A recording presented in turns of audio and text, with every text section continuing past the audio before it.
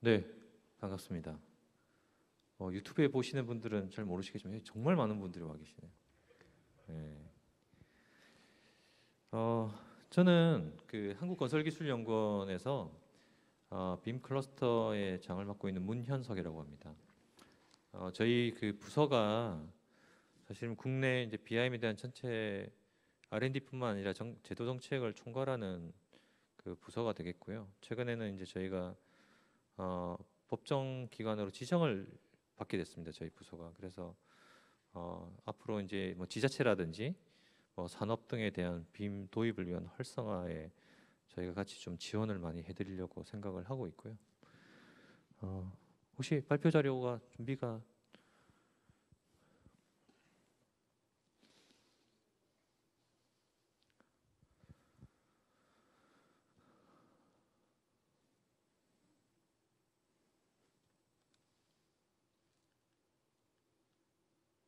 네, 뜨네요. 네, 제 잘못이었습니다. 네. 제가 오늘 말씀드릴 내용은 사실 BIM을 우리가 이제 듣게 된 지도 한 15년 가까이 다 돼갑니다. 근데 아직 이제 민간이든 또 공공에서 아직 빔에 대한 생소한 상황이 좀 있는 것 같아요. 근데 제가 오늘 뭐 BIM에 대한 기본적인 뭐 개념이나 뭐 이런 걸 말씀드린다기보다는 정부가 어떠한 생각을 가지고 BIM을 우리가 끌고 갈 것인가에 대한 내용으로 좀 설명을 드릴까 합니다. 우리가 BIM을 또 왜 해야 되는지에 대한 내용부터 좀 시작을 해서 우선 전체적인 BIM 도입에 대한 뭐 개략적인 배경을 좀 설명을 드리고요. 그다음에 저희 그 연구원의 빔 클러스터 부서가 어떤 일을 하는지를 좀 아셔야 저희를 통해서 나중에 또 도움을 얻으시거나 같이 또 협력을 하실 때에도 도움이 되니까 근데 그런 것들을 저희가 지금 소개를 좀 해드리고 그다음에 지금 최근에 국토부가 건설 산업 BIM을 기반으로 하는 디지털 전환 로드맵을 지금 마련하고 있는데 그 내용의 일부를 조금 소개드리겠습니다. 아직 발표 전이어서 전체 전문을 소개하는 거는 좀 예, 좀그 보안상 좀 문제가 있을 것 같고요. 그다음에 이제 그 BIM을 도입하기 위한 국가 차원의 가장 큰 최상위 지침이 있습니다. 그게 BIM 기본 지침과 시행 지침인데요. 이 기본 지침과 시행 지침에 대해서 간단히 좀 소개를 좀 드리고 향후 뭐 민간이든 공공이든 어떻게 좀 대응 방안을 가져가면 좋을지를 좀 설명을 드리도록 하겠습니다. 우리가 사실 뭐 건설 산업을 항상 얘기하잖아요. 비효율적이다, 뭐 생산성이 낮다, 뭐 이런 얘기를 되게 많이 하고요. 보시는 그림과 같이 뭐 예전에 우리가 캐드를 쓰기 이전에서는 모든 것들을 사람들이 모여서 제도를 하고 이제 작도를 하고 뭐 트레이싱지를 통해서 이렇게 그려내던 있었죠. 그러다 보니까는 이 왼쪽 위에 그림과 같은 상황이 이제 발생을 하게 되는 겁니다. 이런 다시 이제 시공을 해야 되는 문제가 생기는 거죠. 좀 이건 극단적인 설명을 좀 드렸던 거고요.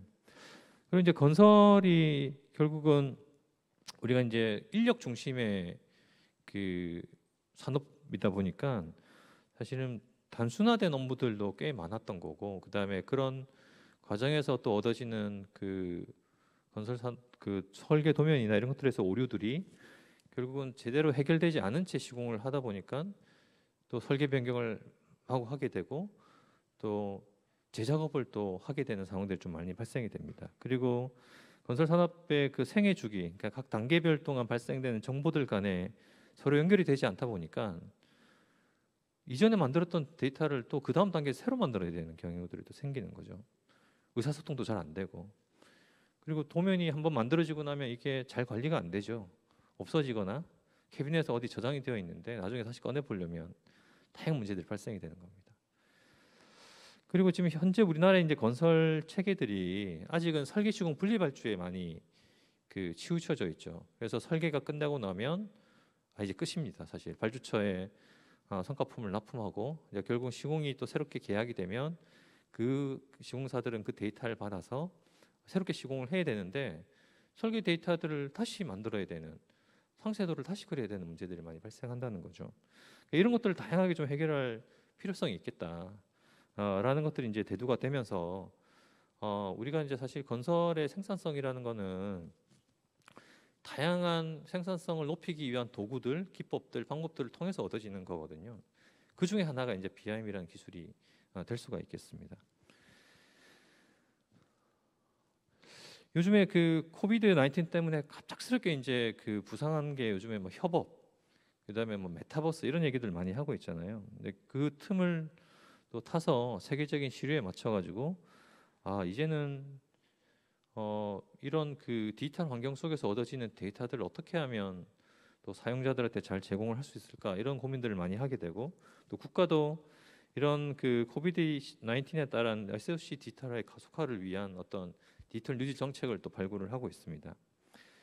사실 이런 가운데 그 건설에서의 그 데이터는 결국은 BIM이라는 하나의 도구로부터 얻어지는 데이터들로부터 생성이 되는 거거든요.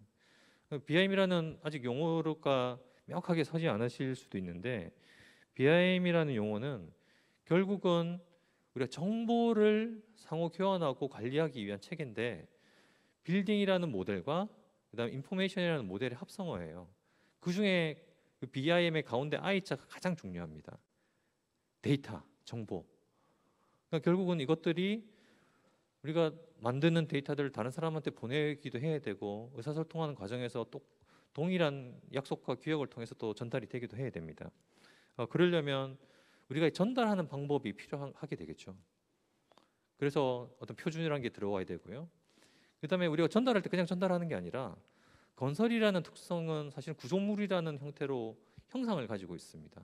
그래서 그 형태의 형상에다가 정보를 넣어서 전달을 하는 방법. 이걸 이제 우리가 BIM이라고 얘기를 하는 거죠. 결국은 여기서 얻어지는 데이터들, 그 안에 무수히 많은 형상들에 대한 데이터, 그 다음에 그 형상에 포함되어 있는 또 다양한 속성들에 대한 데이터들을 우리가 이제 활용할 수 있는 방법으로 고민을 해야 된다라는 것들이 중요한 이슈가 되겠습니다.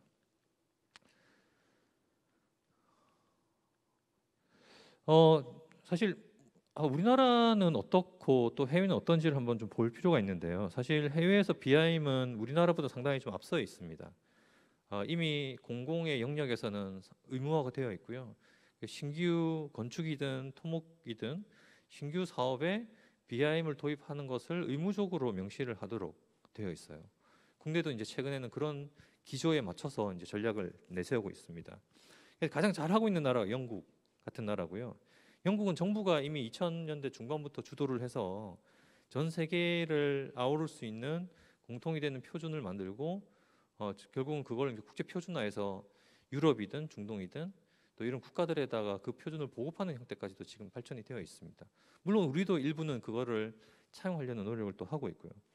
미국은 우리가 아시다시피 이제 민간에서 이미 빔이 어느 정도 형성이 되어 있다가 그거를 이제 주정부나 아니면 연방 정부에서 인정을 해주는 사례로 이렇게 확대가 되어 있다는 거죠. 그리고 이제 건축 쪽에서 가장 잘 하고 있는 국가가 이제 싱가포르입니다. 싱가포르는 2008년도에 이제 정부에서 빔에 대한 성과품들을 갖다가 납품을 하라고 명시를 하는 내용으로 시스템까지 만들고 지침을 발간한 사례들이 있습니다. 최근에 일본은 이제 일본 전체 42개에 대한 토목 프로젝트를 통해서 시범 사업을 통해서 그 결과를 피드백을 정리를 해서 실제 지침을 만들고 지금 토공이나 이런 사업에 자동화할 수 있는 방식으로 빔을 적용하는 형태로 지금 널리 활용하고 있죠. 국내 같은 경우는 이제 빔이 도입된 지는 아까도 말씀드렸지만 용어가 나온 지는 한 15년 됐고요. 그다음에 실제 이제 산업에 적용되게 되는 게 시작한 시점은 불과 한 5, 6년밖에 되지는 않습니다.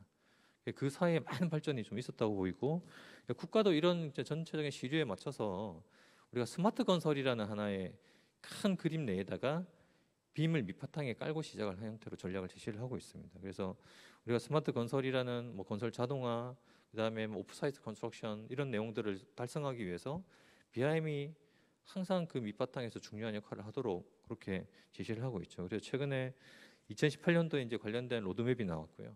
그다음에 최근에는 이제 이것들을 개정한 형태로 2.0 로드맵이 또 곧 발간될 예정에 있습니다. 이제 기사를 보면 우리가 이제 BIM에 대해서 좀 환상을 좀 가지고 있습니다. 우리가 이제 BIM하고 이거 시각정의를 막 보여주니까 그럼 이거 다 되는 거 아니야라고 이제 오해를 하시는 거예요. 사실은 BIM은 하나의 도구인 거지 어떤 뭔가를 다 할 수 있는 만등의 그런 그 체계는 아니거든요. 그래서 초창기에 이제 빔이 도입되던 시점에서는 뭔가 갑자기 이제 뭐 도면들이 갑자기 3D로 보이고 시뮬레이션에서 막 돌아가니까 이제 빔 다 되겠구나. 이제 우리 설계사들 어떻게 하고 살지 뭐 이런 이제 고민들이 됐던 시절이 있었죠. 근데 그러다 보니까는 정부에서는 전 세계적으로 BIM에 대한 효과가 나타나게 되고 그 효과를 통해서 BIM 도입에 따른 어떤 그 결과에 대한 그 가능성을 이제 보게 된 거죠. 그러다 보니까 이제 국가적으로 또 좀 준비를 해야 되겠다라는 그런 인식이 나오게 됐었고요. 그러다 보니까는 이제 준비 이제 너도 나도 어느 공사든 발주청에서 이제 빔을 도입하겠다는 공감대가 이제 형성이 됩니다. 근데 공감대만 형성이 됐지 근데 실제 이거를 제대로 실현하고 구현하기 위한 정부의 어떤 그 체계적인 어떤 우산이라든지 뭐 지침이라든지 그다음에 각 발주청별로 이 성과물들을 만들었을 때 이걸 또 검토하고 그다음에 납품받아서 관리하기 위한 체계들이 마련되어 있지 않았던 거죠. 그래 지금까지는 혼란이 좀 많이 있었던 겁니다. 그러다 보니까 국토부나 이런 데서는 이제 빔을 좀 전면적으로 도입을 해서 전체 산업에 대한 그 패러다임을 한번 바꿔보는. 그러니까 과거에는 환상이었을 때는 BIM이 그냥 단순한 도구로 인식되다가 이제는 스마트 건설이라는 내용으로 귀결되면서 BIM이 이제는 건설 산업의 패러다임을 바꾸는 디지털 전환을 위한 하나의 큰 아키텍처가 되겠구나라고 이제 인식을 하게 된 거죠. 그래서 이제는 현실이 되었습니다. 그래서 이제 민간이든 공공이든 이제 BIM을 전사적으로 전면빔으로 설계를 해서 이제는 스마트 건설과 연결하는 형태로 지금 관련은 방향으로 관련된 내용들이 나와 있는 거죠. 그래서 그간의 이제 현황을 좀 정리를 하면 사실 관련된 그동안의 이제 BIM 정책들이나 아니면 제도들, 지침들 이런 것들이 사실은 정부에서 어떤 공통된 방향이 없었다 보니 발주청별로 자체적인 지침이나 방향을 만들었었어요. 그러다 보니까 민간에서 막 혼란이 있었죠. A라는 공공기관에서 발주한 내용과 B라는 공공에서 발주한 내용의 그 수준들이 서로 다르다는 겁니다. 그리고 발주청의 발주자들이 그 내용들을 기술적으로 잘 모르기 때문에 과도한 요구를 하게 한다거나 아니면 BIM의 설계 방식으로 전환이 됐음에도 불구하고 여전히 요구하는 성과품의 형태는 2D로 계속 받고 있다는 거예요. BIM을 도입하는 목표가 뭡니까? 생산성을 높이고 또 인력 구조가 변화되는 것에 대해서 대응도 할 수 있고 그런 게 사실은 이슈인데 오히려 변화에 따라가지 못하고 과거의 기준으로 BIM을 도입하려는 데서 문제점이 많이 발생하고 있다는 거죠. 그래서 이런 것들을 사실은 기존 거를 기준으로 바꾸는 게 아니라 새로운 방식에 맞는 형태의 제도와 정책과 그다음에 기술과 이런 것들이 마련이 돼야 된다는 겁니다. 구조적으로는 발주 체계도 변화가 있어야 될 것 같고요.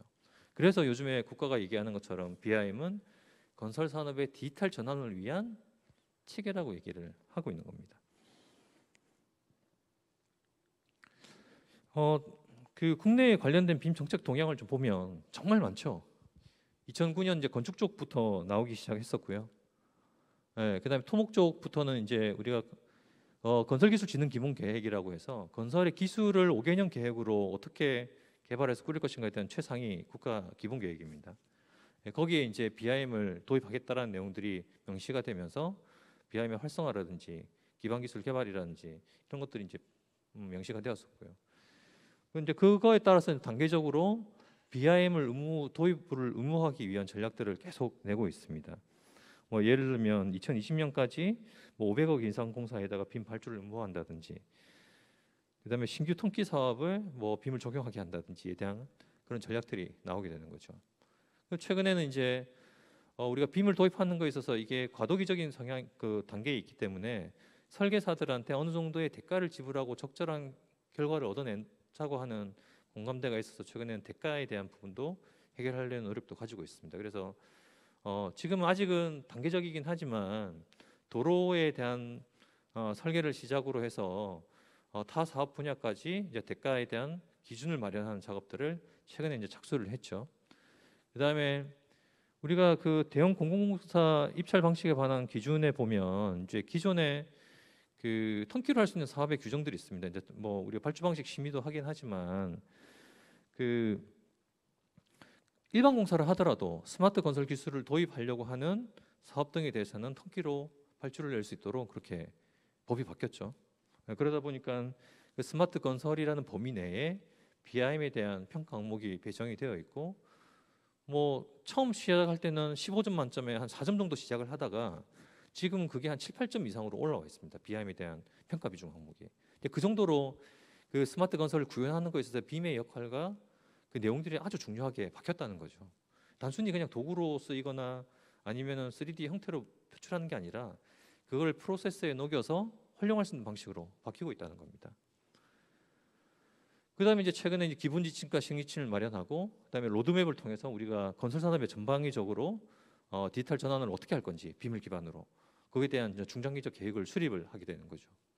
요 밑에 내용은 각 이제 발주청 기관들에서 그동안 수행해왔던 어떤 그 전략들에 대한 내용을 좀 포함을 하고 있습니다. 여기 이제 하단에는 최근에 이제 철도 쪽에서도 그 오송철도 시험선을 기반으로 시작으로 해서 실제 올해부터는 전면적으로 이제 BIM 설계를 하도록 명시를 하고 있죠. 그 얘기는 뭐냐면 앞으로 2D 설계를 없앤다는 얘기입니다. 지금 현재 우리가 계약 문서는 2D를 기반으로 하고 있거든요.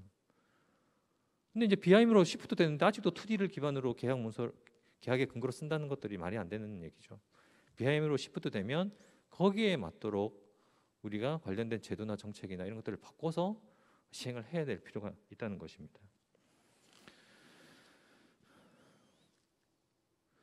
자, 지금 최근에 이제 정부 주요한 그 발주 공공기관들이 이제 다양한 그 의무화 정책을 내고 있고, 그다음에 다양한 사업 등에 이제 적용하려고 하기 위한 어떤 지침들을 마련을 하고 있습니다. 그래서 조달청 같은 경우는 이미 300억을 기준으로 300억 미만 공사와 이상 공사에 대해서 실제 빔을 전체적으로 다 의무화했습니다. 이건 공공 발주 사업에 대한 내용이고요. 이건 이제 공공기관들이 빔 사업을 발주하기 어렵고 관리하기 어려운 경우 이제 조달청이 다 대행해 주는 서비스입니다. 이런 경우에는 빔에 대해서 모든 것들을 다 그 입찰 서류를 제출하도록 그렇게 명시를 하고 있고요. 그 외에도 이제 LH라든지 그다음에 그 서울주택도시공사, 경기주택도시공사 등에서도 최근에 실제 단지 사업이라는 신규 공공건축물에 대해서는 전부 다 빔으로 할 수 있도록 지금 내부적인 프로세스나 방향들을 바꾸고 있는 상황입니다. 사실 가장 잘 하고 있는 기관으로 우리가 알 수 있는 게 이제 한국도로공사고요. 도로공사는 이제 2011년부터 사실은 시범 사업을 해왔었습니다. 그래서 그 시범 사업 해왔던 결과를 가지고 2015년에 자체적인 빔 지침을 만들어냈고요. 그 이후에 이제 우리가 흔히 알고 있는 서울 세종 고속도로, 뭐 양평 이천 고속도로, 그다음에 새만금 전주 고속도로, 이제 전라도잖아요. 거기에 다 BIM에 뭐 대산 당진 고속도로도 있습니다. 거기도 다 지금 BIM 발주가 나가 있고 실제 BIM으로 설계를 해서 시공까지 할 수 있는 방식으로 지금 바뀌고 있다는 거죠. 그래서 도로공사는 올해부터 신규 모든 고속도로 신규 발주 공사에는 빔을 의무적으로 명시해서 적용하도록 그렇게 해서 앞으로 2D 설계를 없애는 방식으로 도로공사는 변화를 하고 있다는 겁니다. 이게 이제 그 정부가 이게 이제 그 쭉 주요한 그 빔 관련된 정책들을 쭉 내고 있던 그 내용입니다. 그래서 2011년부터 사실은 본격적인 그 기본 계획에다가 담기 시작하면서 이제 전략이 나오게 되었고요. 그 이후로 뭐 건설 산업 혁신 방안이라든지 2018년도에 스마트 건설 기술 로드맵 그때 동안은 그래도 빔을 어떻게 좀 하자라는 준비의 마음으로 일단은 전략을 만들었었던 거죠. 실행 전략이 좀 부족했었습니다. 그러다 보니까 이제 그 이후에는 그 실행을 위한 스마트 건설 기술 R&D 2천억짜리 규모의 사업단이 나오게 됐고요. 도로공사가 지금 사업단을 하고 있고 거기서 얻어지는 결과들을 가지고 앞으로 실제 도로 건설 현장에는 모든 스마트 건설 기술을 쓰겠다라는 게 도로공사의 방향이기도 하죠. 이제 그 와중에 이제 저희 그 부서가 국토부 요청에 의해서 이제 저희 연구원 내에 생겼고요. 그래서 앞으로 이제 민간과 공공을 연결하는 역할, 그다음에 공공이 그동안 해야 되는 역할을 잘 못했던 것들을 국토부를 대신해서 저희가 좀 지원할 수 있는 방안 이런 것들을 이제 저희가 그 제도적인 거, 정책적인 거, 또 연구적인 부분까지 같이 포괄해서 지금 진행을 하도록 되어 있죠. 그리고 그 이후에 이제 건설 엔지니어링 발전 방안이죠. 사실은 지금 우리나라의 건설이 사실 시공 중심으로 많이 좀 치우쳐져 있어요. 근데 이제 BIM은 사실 시공이 메인이라기보다는 설계가 메인이에요. 그러니까 시공에서의 오류들을 미리 검토하고 계획해서 높은 품질의 설계를 만들어내고 시공 단계에서는 그렇게 만들어진 결과를 그대로 시공에 활용할 수 있는 방식으로 가져가는 게 실제 내용입니다. 그래서 해외 같은 경우는 오히려 엔지니어링을 중심으로 한 빔 적용, 그래서 엔지니어링 단계에 실제 시공이 참여해서 BIM 사업을 수행할 수 있는 방식으로 변화를 하고 있죠. 그래서 이제 국토부가 앞으로 이제 그 빔 도입을 위한 전면적인 그런 방향성을 우리가 좀 제시를 해야 되겠다라고 이제 공감대를 가져서 저희가 작년 연말에 이제 국토부와 함께 우리나라 건설 산업의 빔 전체의 최상위 지침인 기본 지침을 발간을 했습니다. 이미 이제 국토부에 공표도 되어 있고 보도 자료도 많이 나와 있죠. 그리고 이제 기본 지침을 설명하는 좀 실무적 사항, 여기는 뭐 건축이냐 토목이냐를 구분하지 않습니다. 건설 산업 전반에 그런 기본 지침의 내용들을 실행적으로 담을 수 있는 그런 방향을 이제 제시를 하고 있고요.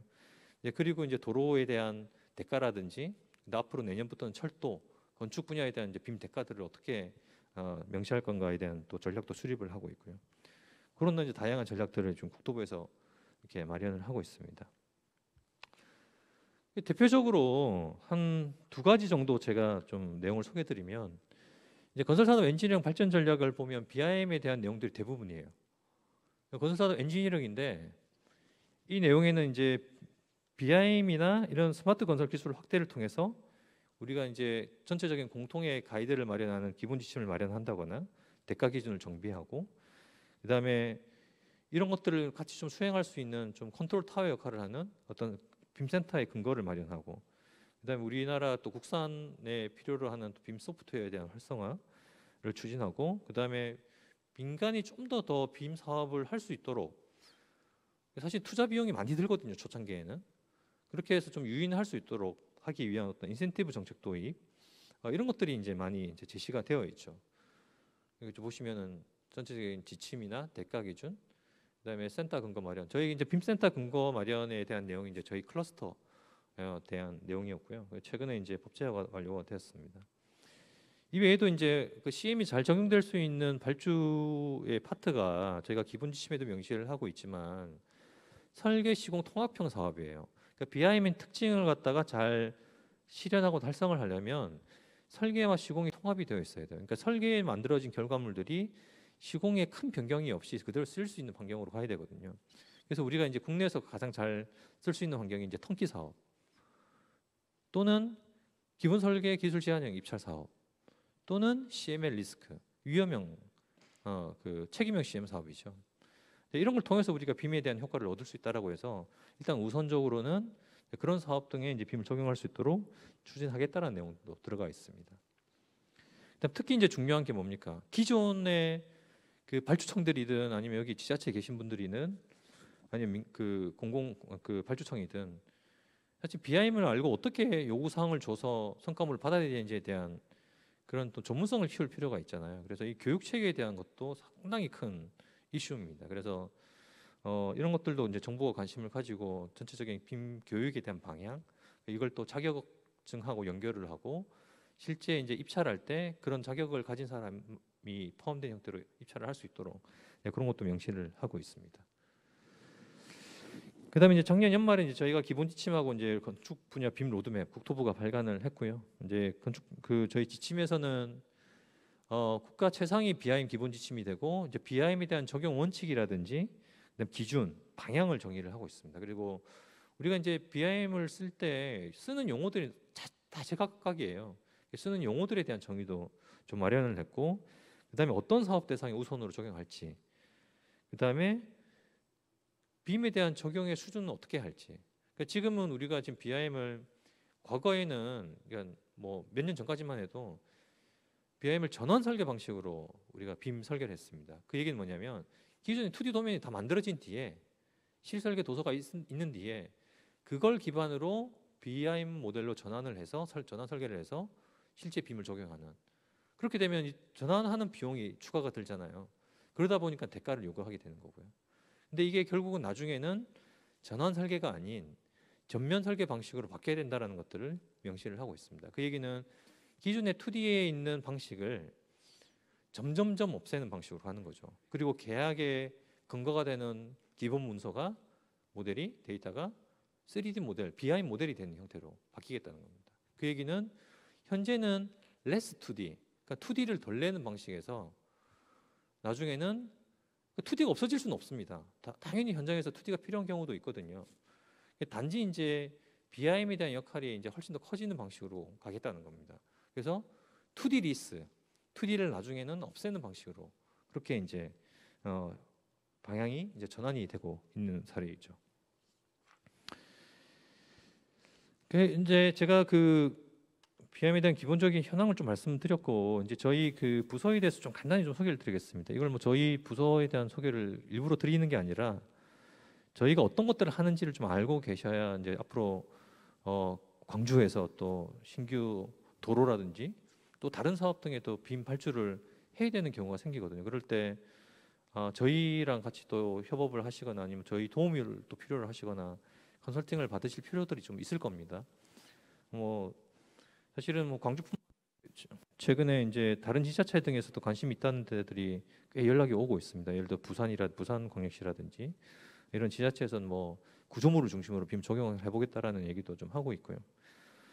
저희 그 부서는 뭐 거창하죠.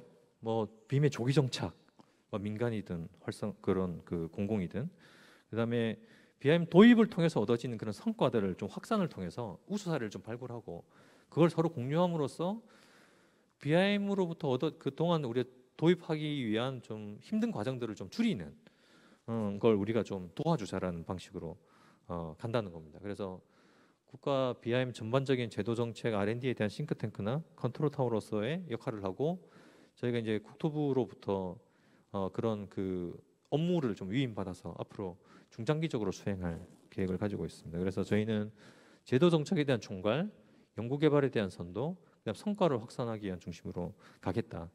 그거에 대한 이제 세부적인 내용들이 쭉 정리가 되어 있습니다. 저희 부서는 이제 최초는 저희가 국토부 요청에 의해서 2020년 4월부터 4월에 설립이 됐어요. 국가 빔센터라고 설립이 됐었고, 이때는 몇 명 되지 않은 인원으로 이제 운영이 됐었어요. 그래서 어떤 기본 지침도 이제 그때 빔센터에서 만들었었고 이제 최근에 그 저희 원내 이제 원장님이 이제 새로 부임을 하시면서 빔에 대한 중요성을 좀 인식하고 계시다 보니까 이제 부서를 좀 키워보겠다라고 말씀을 하신 거예요. 그래서 기존 인력을 중심으로 새로운 인력들을 좀 추가를 해서 저희가 클러스터 조직으로 이제 확대 개편을 좀 했습니다. 이제 여기서의 이제 중요한 그 역할은 제도 정책도 포함을 하고 있지만 오히려 기술 개발을 더 많이 해서 제도 정책까지 두 축으로 우리가 조화롭게 가는 게 필요하다라는 그런 전략으로 이제 만들어지게 된 거고요. 그래서 최근에 이제 그 우리가 건지법 시행령 제27조 2의 4항에 보면 BIM에 대한 활성화를 위한 업무 규정이 새롭게 추가가 됐습니다. 올해 이제 9월 14일 날 건지법 시행령이 개정이 됐고요. 거기에 그 업무를 수행하기 위한 전담 기구를 저희 연구원에 둘 수 있다라고 명시를 했습니다. 그래서 그걸 수행하기 위한 저희 이제 전담 팀이 발령이 됐고, 저희 팀에서 이제 앞으로 지자체, 뭐 공공기관 등이랑 다양한 이제 협업이나 저희가 활동을 할 수 있는 그런 예산 확보까지 지금 마련이 된 상태에 있습니다. 그래서 저희가 이제 단기적으로, 중기적으로, 장기적으로 이제 다양한 그 정책적인 방향을 수립을 할 거고요. 그리고 지금 최근에 저희가 수행하고 있는 과업 중에서도 지자체를 포함한 다양한 그 발주 사업들을 좀 시범 사업을 발굴해서 제가 실제 컨설팅을 지원해 준 사업을 지금 진행을 하고 있습니다. 그래서 아마 조만간 저희가 수요 조사를 좀 할 것 같고요. 그 수요 조사를 통해서 실제 광주에서도 어떤 그런 그 빔 발주에 대한 의지가 있으시면 시범 사업을 만드셔서 저희한테 제안을 하시면 저희가 컨설팅을 지원해 주는 사업들을 진행을 할 계획도 가지고 있습니다. 저희 이제 전체적인 클러스터 내 가버넌스고요. R&D와 이제 제도에 대한 전체적인 두 축을 가지고 조화롭게 전략을 수립을 하고 있습니다. 요거는 이제 최근에 이제 법제화된 내용을 말씀을 드리는 거고요. 그래서 안정적인 예산을 좀 확보해서 저희가 앞으로 지원할 수 있는 방향으로 가겠다라는 게 주요 내용입니다. 이 슬라이드는 넘어가겠습니다. 그 이제 올해부터 내년까지 저희가 지원하는 그 과업들이 있습니다. 아마 여기 관심 있을 수도 있을 것 같아요. 여기 보시면 이제 발주 예정인 빔 사업의 수요 조사를 통한 발주 지원을 해주는 내용입니다. 실제 이제 지자체들은 BIM 사업을 해본 적도 없고, 그리고 그거를 요구사항을 만들거나 또 그 발주를 내기가 쉽지 않잖아요. 그렇다 보니까는 이제 외부의 전문가들이 사실은 좀 붙어서 그런 것들을 좀 해결해 줘야 되는 필요성이 있기 때문에 저희가 이런 것들을 내년까지 이제 실제 진행하고, 앞으로 이 사업들을 확대해서 발주처의 이 사업을 담당하는 분들의 역량을 끌어올리는 거를 저희가 장기적으로 목표를 가지고 있습니다.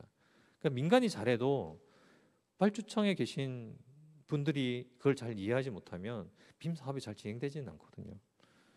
그래서 이제 그걸 통해서 저희가 발주 지원 가이드를 마련을 할 거고, 앞으로는 이거는 전국의 모든 지자체든 공공 발주기관 등에다 뿌리면 이제 이 가이드만 가지고도 발주를 낼 수 있도록 이제 그런 이제 사업 등을 진행할 예정입니다. 그리고 중요한 게 이제 그 역할별 맞춤형 빔 교육 커리큘럼 개발인데요. 지금 민간에서 다양한 교육들이 지금 만들어지고 있는데, 이제 그런 것들이 아직은 이제 그 빔 소프트웨어를 다루는 형태로만 활용이 되고 있습니다. 그래서 그런 것들을 실제 발주청에 맞게끔 또는 공무원과 공공기관의 발주의 역량에 맞게끔 이제 준비하는 내용들. 그다음에 이제 빔 성과를 측정할 수 있는, 빔 사업을 수행하고 나면 그 성과를 우리가 측정하고 관리를 해서 실제 우수 사례를 만들고 또 실패 사례를 만들어서 우리가 이제 시행착오를 좀 줄이는 방식으로 다양한 그 정보들을 공유하는 방식으로 우리가 진행하겠다라는 내용들을 가지고 있습니다. 그래서 지금 현재 실제 시범 사업이 국토부에서 일단 5건이 마련이 되어 있고요. 그 중에서 저희가 2건을 선정을 해서 시범 성과 평가 모델을 만들고 그에 따른 결과를 이제 도출하는. 그리고 이제 BIM에 대한 다양한 정책과 제도를 마련하기 위한 의사결정의 기구로서 저희가 빔 협의체를 또 운영할 예정에 있고요. 그다음에 이제 빔 기반 건설 산업 디지털 전환 로드맵인데요. 이제 이거는 이제 국가가 BIM에 대한 방향을 어떻게 생각하고 있는지에 대한 내용을 간단히 좀 말씀을 드리겠습니다. 그동안 뭐 그 토목이든 건축이든 각 발주청 등에서 자체적인 로드맵을 만들어 왔죠. 근데 이게 국가가 제시하는 큰 틀의 기준으로 만든 게 아니라 그 발주기관의 자체적인 그 빔 도입 방향을 가지고 만든 겁니다. 그러다 보니까 어느 기관과 기관들마다 이제 빔 도입 수준이 다르게 되고, 거기에 참여하는 기업들이 많은 혼란을 이제 겪게 되는 상황이 발생하는 거죠. 그리고 이제 해외 쪽에서 빔 그런 로드맵의 구성을 보면 뭐 제도 정책 파트, 인력, 기술, 의무화 파트가 있는데, 국가적으로 이제 뭐가 필요할지에 대한 내용들을 정리를 하고 그것들을 실제 국가가 수행해야 되는 그 전략의 액션 아이템으로서 이제 제시를 해야 된다고 하고 있습니다. 특히 우리가 그 빔을 도입하는 성숙도 수준이 어떻게 발전될 것인가. 단순히 그냥 우리가 뭐 우리는 그냥 2D 그대로 쓰면서 빔 조금씩 할 거야라고 할 수도 있지만, 나중에 국가적인 방향은 이제 이거를 빔으로 완전히 전환하고 통합된 형태로 정보를 활용할 수 있는 방법으로 또 전환이 될 거다. 그런 내용들이 있고요. 그다음에 소프트웨어 육성이라든지 교육, 그다음에 결국은 우리가 이 빔을 도입하는 건 중요한 것 중에 하나가 결국은 프로세스거든요. 이 전체적인 프로세스를 어떻게 우리가 통합하고 관리할 것인가, 이런 것들에 대한 주요한 이슈들이 또 있습니다. 전체적인 방향은 뭐 공기 공사비를 줄이고 그다음에 안전사고를 최소화하는 방향으로 이제 국가가 생각을 좀 하고 있고요. 뭐 이 내용들은 조금 이제 변경이 될 거긴 하지만, 그리고 앞으로 단계적으로 디지털 전환을 위한 제도 개혁과 규제를 혁신하고, 그다음에 데이터를 기반으로 한 우리가 엔지니어링 데이터의 지식화, 지능화를 통해서 융복합 산업을 육성하는 방식으로 가겠다. 그다음에 건설 디지털 산업의 활성화와 글로벌 경쟁력을 강화하는 방식으로 전략을 제시를 하고 있는 거죠. 이거는 각 단계별로 구체적인 그런 그 액션들을 담고 있고, 한번 자료를 보시면은 단계적 2025년, 30년까지 국가가 어떤 생각을 가지고 빔을 도입할지에 대한 방향을 아실 수가 있을 것 같습니다. 그래서 이제 정책과 제도 차원에서는 전면 도입을 위한 뭐 지침 기준 개정이라든지, 그다음에 성과 평가를 위한 어떤 성과 관리 체계 구축, 기술 개발을 통한 우리가 이제 협업 플랫폼을 구축하고 설계를 자동화하는 방식으로 가서 앞으로 이제 인력 구조가 변하는 것에 대한 대응, 그다음에 뭐 요즘에 이제 그 구조물도 공장 제작을 많이 하잖아요. 모듈러 건축이다. 그다음에 그 프리팹도 교량이다. 뭐 이런 얘기를 하는데, 이제 그런 방식으로 앞으로 건설업도 제조업화로 가겠다라는 전략도 가지고 있습니다. 특히 이제 유지 관리나 자산 관리 쪽으로도 국가가 좀 데이터를 가지고 활용하는 방식 생각을 하고 있고요. 그다음 이제 비하인뿐만 아니라 앞으로 건설의 인력이나 교육의 방향도 디지털화된 방식으로 교육과 인력이 양성이 돼야 된다는 거죠. 최근에 이제 대학들에서 일부 교과 과정들이 좀 개편이 되고 있습니다. 스마트 건설 과정이라는 것도 생기고 토목에서 하지 않던 빔 교육도 이제 일부 선택 과목으로 넣어서 또 하고도 있죠. 그런 것도 이제 하나의 큰 변화이지 않을까. 그래서 사실은 이 BIM이 도입된 건 가장 큰 거의 시작은 대학에서부터 교육이 먼저 바뀌어야지만이 산업으로부터 이렇게 선순환 구조를 가지게끔 변하지 않을까라는 생각을 하고 있습니다. 그리고 다양한 산업 활성화를 위한 어떤 정책을 또 쓰게 되고요. 그렇게 해서 우리가 이제 기존의 이런 그 체계들을 이제 바꾸게 되는 거죠. 빔을 통해서. 이렇게 바꾸게 되면 건설 산업이 바뀔 수 있다라는 것들을 이제 단편적으로 보여주는 이제 그림들입니다. 예, 시간이 뭐 얼마 없기 때문에 기본 지침 쪽 내용은 제가 간단히 좀 설명을 드릴게요. 이게 이제 그 해외 쪽에 있는 지침의 빔 지침의 기준과 우리 쪽에 있는 지침을 봤더니 기존에는 어떻습니까? 해외는 대표하는 표준 기준들이 하나씩 있습니다. 근데 우리나라는 여러 개가 존재해요. 그렇다 보니까 민간에서는 빔을 도입할 때 어떤 기준을 따라야 될지 모른다는 거죠. 그러니까 A라는 사업에서는 이 기준을 따라야 되고 B라는 사업에 저 기준을 따라야 되고 그러니까 공통적인 기준이 없다 보니까는 한번 만들었던 것도 새롭게 다시 만들어야 되는 문제들이 생긴다는 겁니다. 그래서 이제 저희도 해외 그 기준에 맞게끔 일원하는 방식으로 이제 가게 됐고요. 그다음에 이제 그 앞으로의 빔 설계 방식을 병행 설계나 또는 전환 설계가 아닌 전면 설계로 가겠다.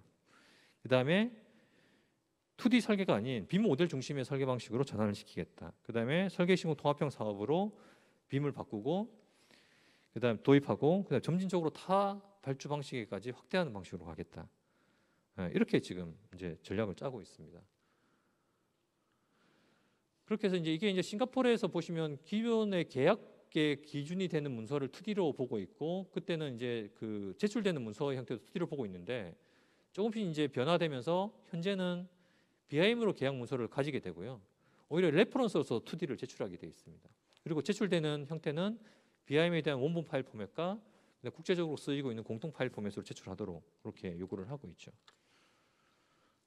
그다음에 이제 우리가 BIM을 하기 위해서는 기존 2D 도면과의 연관성을 어떻게 고려할 것인가. 그래서 미국 같은 경우는 실제 빔에 대한 도면화 기준과 우리나라의 이제 뭐 그 설계 성과품 작성 및 납품 지침이라는 게 존재하는데 거기는 아직 2D로 되어 있거든요. 미국 같은 경우는 NCS 또 지침이 있는데 실제 모델로부터 추출된 도면의 형태가 어떻게 작성이 돼서 제출될 것인가에 대한 기준도 그렇게 정의가 되어 있습니다. 그래서 이런 것도 저희가 좀 제시를 할 필요가 있을 것 같고요.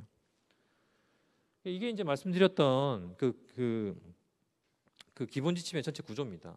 이 두 가지를 이제 국가가 만들어내고 요 밑에 있는 내용들은 각 발주청이 만들어냅니다. 그러니까 지자체는 물론 요 모든 해당의 내용들을 다 가지고 있을 수는 있어요. 그럼 국가가 만들어내는 이런 시행 지침을 그대로 활용할 수도 있고요. 또는 일부 변경해서 자체 지침으로도 쓸 수가 있습니다.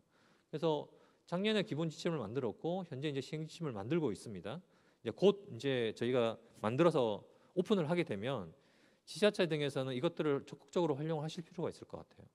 이거에 대한 해석을 어떻게 할지에 대한 고민도 저희한테 문의를 주시면 될 것 같습니다. 그래서 지금 현재 조달청이라든지 도로공사, 철도공단, 그다음에 부산항만공사 등에서는 지금 이미 시행지침의 초안을 가지고 정형지침을 만들고 있습니다. 그래서 아마 내년까지 국토부의 방향은 전체적인 도메인 그 분야별로 정형지침을 다 완성시키는 게 목표입니다. 그렇게 되면 우리나라에서 국내에서 이제 빔을 도입하기 위한 기본적인 틀을 갖추게 되는. 이제 그러면 이제 실제 민간이 빔 사업에 참여할 때 혼란을 좀 덜 겪게 되겠죠. 이거는 이제 기본 지침에 대한 기본적인 정의도 저희가 새롭게 정의를 했고요. 적용 대상은 실제 건설산업진흥법에 나와 있는 모든 사업에 적용할 수 있도록 하고 설계시공 통합형 사업에 우선 적용하는 것을 권고를 했습니다. 그래서 이미 이제 턴키 사업에는 제한을 하고 있죠. 그리고 적용 수준은 뭐 병행이나 전환 설계가 아닌 처음부터 빔으로 설계하고 이걸 통해서 도면과 수량에 대한 성과물을 추출해서 제출하도록 그렇게 이제 제시를 하고 있는 거죠. 그리고 앞으로는 이제 이 기준에 대한 용어가 달라질 겁니다. 지금 현재는 이 2D 도면을 기본 도면이라고 얘기를 하잖아요. 근데 앞으로 BIM으로 바뀌게 되면 기본이 되는 모델은 이 빔 모델이 되게 되고요. 이 모델로부터 추출된 도면을 우리는 기본 도면으로 얘기합니다. 그러니까 도면을 모델로부터 추출해서 쓰는 도면으로 가야 되고요. 그 외에 이렇게 뽑아내지 못하는 상세한 도면 등은 보조 도면. 이게 지금 현재의 도면 방식입니다. 그렇게 이제 용어 정의를 해서 앞으로 변화를 보아야 될 것 같고요. 그다음에 단계적으로 빔을 어떻게 적용해야 될지에 대한 적용 내용들. 그리고 이게 이제 건설 산업 전반에 공통적으로 빔을 적용하기 위한 절차입니다. 빔을 발주하고 그다음에 용역사들이 그걸 이제 발주 서류를 보고 검토하고 입찰 안에서나 이런 걸 통해서 또 요구사항에 맞게끔 뭡니까? 빔 수행 계획서를 제출하고 검토해서 실제 설계를 통해 성과품을 발주청이 검토할 수 있는 방식으로 가야 되고 최종적으로 관리할 수 있도록 그렇게 이제 정리가 돼야 되는 거죠. 또 관련된 이제 빔을 적용하기 위한 다양한 표준들이 있습니다. BIM에서 중요한 것들이 이 데이터를 서로 교환하고 보낼 수 있어야 되거든요. 그래서 이것들을 정의하기 위한 어떤 표준 등의 정립이 매우 중요하다라고 보고요. 특히 이제 요즘에 그 우리가 뭐 줌이라든지 이런 걸 많이 쓰잖아요. 온라인에서 서로 회의하고 하는 환경. 그게 이제 우리가 코비드 때문에 결국은 온라인상에서 협업하는 그런 업무 환경들이 많이 바뀌게 됐습니다.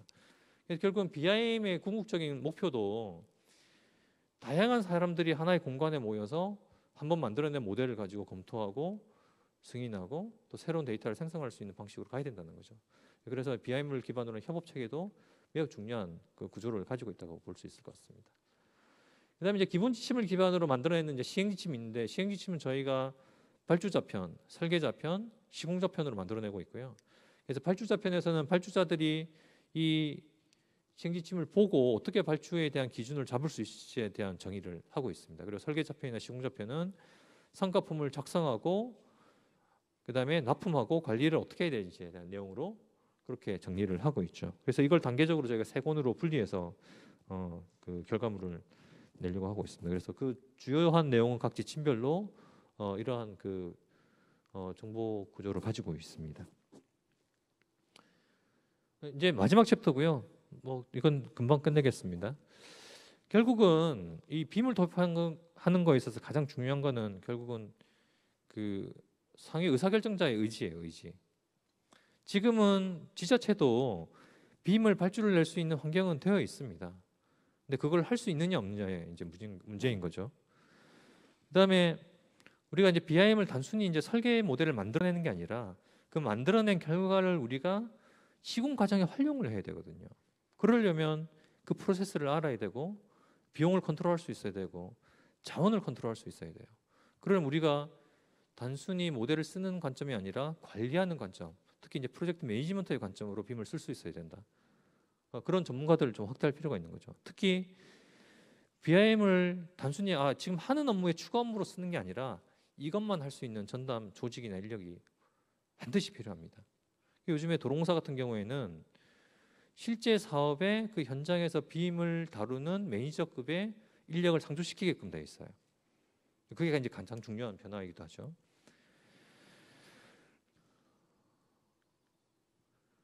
그다음에 이제 전면적인 설계 방식으로 바뀌어야 되고, 그다음에 기존의 2D의 기준으로 한 성과품을 제출하는 게 아니라 빔을 기반으로 한 성과품을 제출하도록, 도면도 기존 2D처럼 다 그려내는 게 아니라 모델로부터 발주자가 요구하는 형태의 도면들을 뽑아서 제출하도록, 수량도 마찬가지입니다. 그렇게 이제 바뀌어야 된다는 거죠. 그다음에 단순히 이제 BIM을 설계 때만 우리가 설계 결과물로만 쓰고 뭐 시뮬레이션을 하는 대로 쓰는 게 아니라 시공에 써야 되는 거거든요. 궁극적으로 유지 관리까지, 더 나아가서는 디지털 자산의 개념으로 관리까지 갈 필요가 있다. 그리고 이제 중요한 게 빔 적용 효과를 발굴해서 체계적인 성과를 관리할 수 있어야 돼요. 특히 이제 발주자 관점에서는.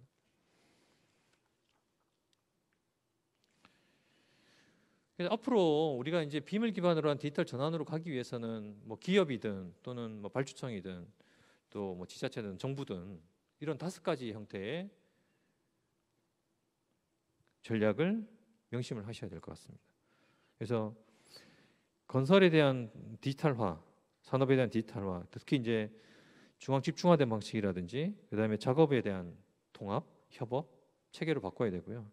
그다음에 우리가 쓰고 있는 모든 데이터들을 동일한 표준 체계로 서로 공유할 수 있도록 환경을 바꿔야 됩니다. 그거는 데이터의 표준화도 있지만 조직에 대한 표준화, 프로세스에 대한 표준화, 시스템 자체에 대한 표준화가 같이 이루어져야 된다는 거죠. 그다음에 기존의 인력들을 그대로 쓰는 게 아니라 새로운 방식으로 변화되는 거에 맞게끔 인력 체계를 강화해야 되는 거죠. 새로운 직업군이 생길 수 있는 겁니다.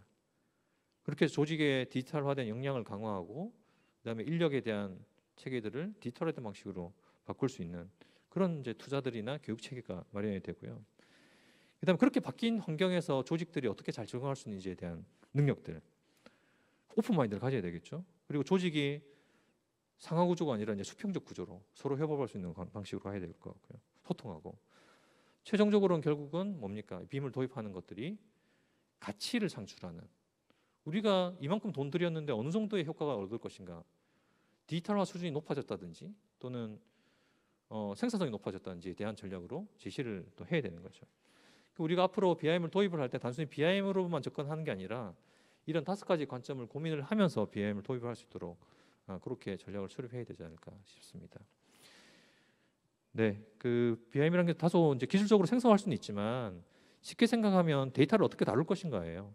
현장에서 발생되는 데이터들을 이거를 설계의 성과품을 고품질 성과품을 만들어내서 시공까지 연결시키면서 우리가 이제 지자체든 뭐 공공이든 이 데이터를 한데 모아서 어떻게 앞으로 미래 방향에 쓸 수 있도록 서비스를 할 것인가에 대한 고민을 같이 해야 되지 않을까 생각을 합니다.